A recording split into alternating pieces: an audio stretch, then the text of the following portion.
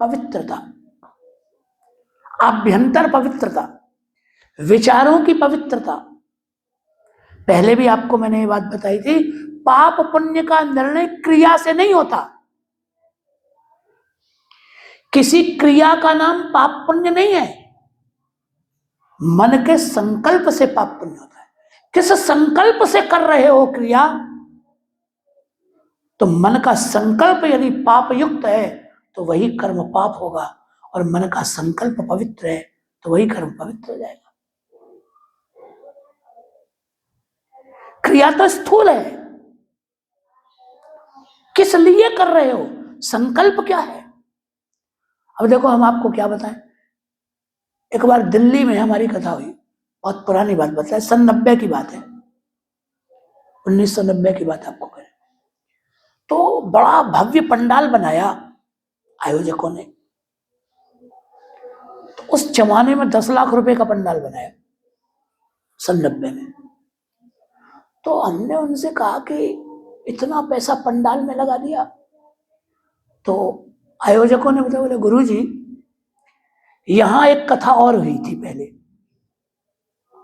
तो उनके गुरुजी आए थे कथा सुनाने के लिए, उन्होंने बड़ा भव्य पंडाल बनाया, हमको दिखाया। तो हमको क्रोध आ गया। हमने सोचा, अच्छा तुम क्या सोचते हो, तुमसे ज्यादा भव्य पंडाल बना के हम दिखाएंगे, तो वो भी देख लें हमने कैसा बना। अब किसी को नीचा दिखाने के लिए पंडाल बनाना, मेरी तो समझ में आया नहीं। मैंने कहा, यार कथा करा रहे हो या असूया कर रहे हो, प्रतिस्पर्धा कर रहे हो, क्यों करना, किसी को क्यों छोटा दिखाना।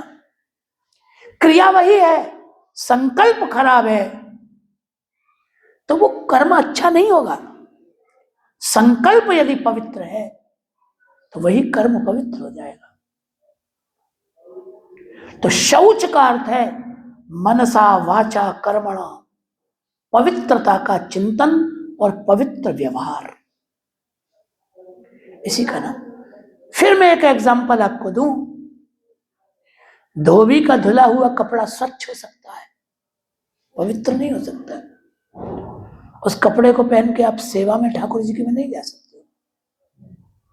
घर में इस भाव से धोया हुआ कपड़ा कि भाई ये वस्त्र पहन के मुझे ठाकुर जी की सेवा में जाना है, भगवत सेवा के भाव से कि मुझे पवित्रता से जाना चाहिए, उस भाव से घर में कपड़ा धोकर और उसे अलग से सुखाकर पवित्रता से सबसे अलग रख के, हो सकता है वो स्वच्छ न हो लेकिन वो पवित्र होता है। ये बात सच है। पवित्रता किसी क्रिया के अधीन नहीं है, मन के संकल्प के अधीन। संकल्प पवित्र है, क्रिया पवित्र है। संकल्प अपवित्र है तो क्रिया अपवित्र।